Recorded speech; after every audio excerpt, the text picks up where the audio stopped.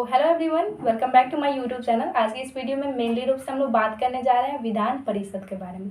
जी हाँ, है तो बहुत बेसिक टॉपिक, लेकिन जानना बहुत ज़रूरी है कॉज हाल ही में इसका चुनाव हुआ है और एग्ज़ाम की दृष्टि से भी बेसिक बेसिक चीज़ें भी बहुत बहुत महत्वपूर्ण बन जाती हैं। तो पॉलिटी का ही एक सेक्शन है, एक टॉपिक है, ये भी तो जानना ज़रूरी है हमारे लिए।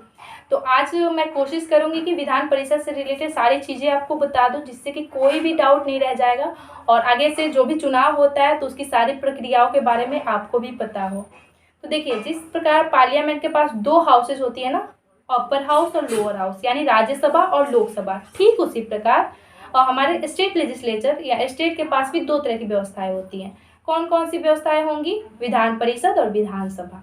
विधान परिषद के जो सदस्य कहलाएंगे वो कहलाएंगे एमएलसी, और विधानसभा के जो सदस्य होंगे वो कहलाएंगे एमएलए। ठीक है।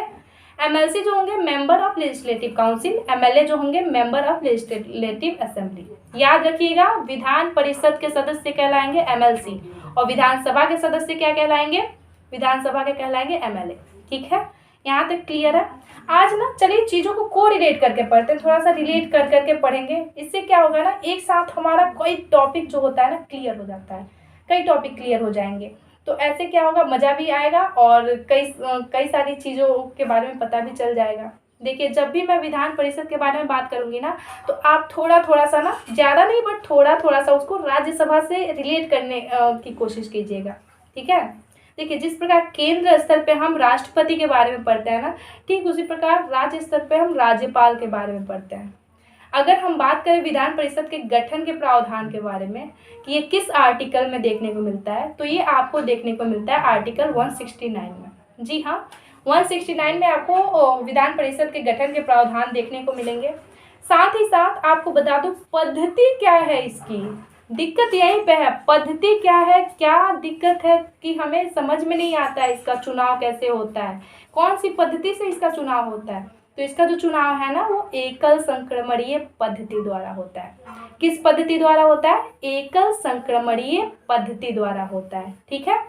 अब देखिए, यहाँ पे योग्यताएं क्या क्या होनी चाहिए। एमएलसी का अगर कोई चुनाव लड़ना चाहता है विधान परिषद के सदस्य के लिए, तो क्या योग्यता होनी चाहिए? न्यूनतम आयु 30 वर्ष यानी 30 वर्ष का होना चाहिए। ठीक है।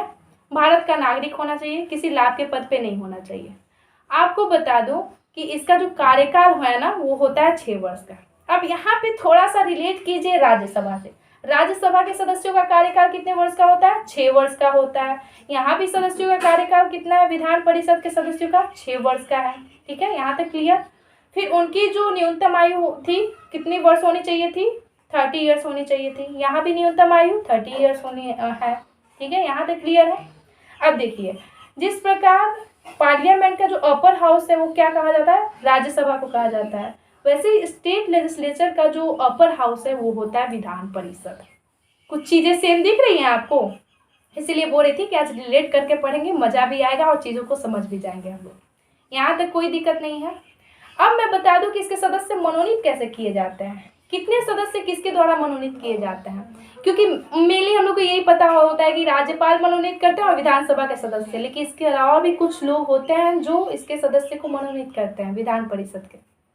तो इसको जानने के लिए ना, सपोज कर लीजिए कि कोई विधान परिषद सीट है जो है कितनी, 80, मान लीजिए 80 है। कोई भी विधान, मैं किसी पर्टिकुलर स्टेट की बात नहीं कर रही हूँ, कॉज यहाँ पे मैं बस आपको उसकी प्रक्रिया बता रही हूँ कि कैसी प्रक्रिया है।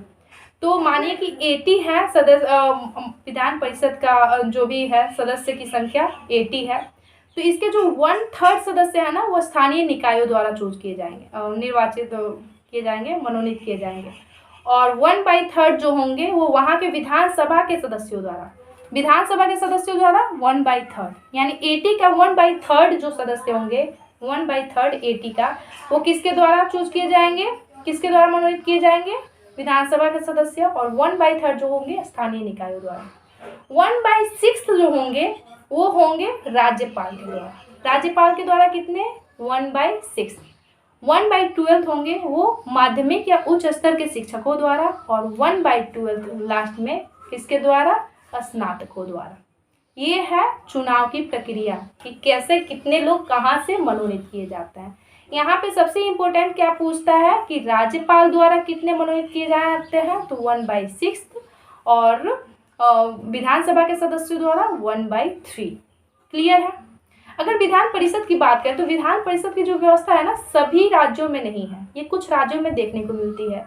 कौन कौन से वो राज्य हैं, वो है यूपी, बिहार, तेलंगाना, कर्नाटका, आंध्र प्रदेश और है महाराष्ट्र। ये ऐसे स्टेट्स हैं जहाँ पे आपको विधान परिषद देखने को मिलेगा। अब इसके कार्य क्या है, तो इसका कार्य है विधेयक को पारित करना, या कोई भी विधेयक है उसको ये मैक्सिमम 4 मंथ तक रोक के रख सकते हैं। कितने मंथ तक, 4 मंथ तक रोक के रख सकते हैं। अब बैठक की बात करें कि बैठक कैसे हो सकती है, तो इसकी बैठक के लिए 1/10 सदस्य उपस्थित होने चाहिए। विधान परिषद का 1/10 सदस्य उपस्थित होगा तभी इसकी बैठक हो सकती है।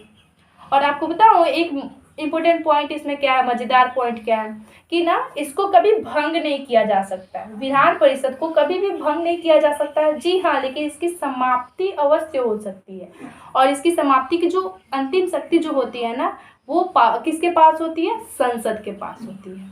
तो ये चीज़ें थी। सबसे इम्पोर्टेंट चीज़ कि किस आर्टिकल में है ये विधान परिषद के गठन का प्रावधान, आर्टिकल 169 में। चुनाव की पद्धति एकल संक्रमणीय पद्धति। राज्यपाल द्वारा कितने मनोनीत किए जाते हैं, 1/6, और विधानसभा के सदस्यों द्वारा 1/3। ठीक है, यहाँ तक क्लियर है। उसके बाद से इसके समाप्ति की अंतिम शक्ति किसके पास होती है, तो वो होती है किसके पास होती है, संसद के पास होती है। कार्यकाल 6 ईयर्स का होता है। 1/3 सदस्य जो होते हैं वो हर वर्ष निर्वाचित होते हैं, रिटायर होते रहते हैं इसके, और जो आयु होनी चाहिए वो 30 वर्ष होनी चाहिए। तो ये रहा विधान परिषद के बारे में, एंड आई होप कि आप लोगों को ये वीडियो बहुत अच्छा लगेगा। और एनकरेजमेंट के लिए प्लीज़ लाइक का बटन ज़रूर दबाइए, जिससे कि मेरा भी मनोबल बढ़े और ढेर सारा वीडियो लेके आऊँगा। Thank you so much for watching this video.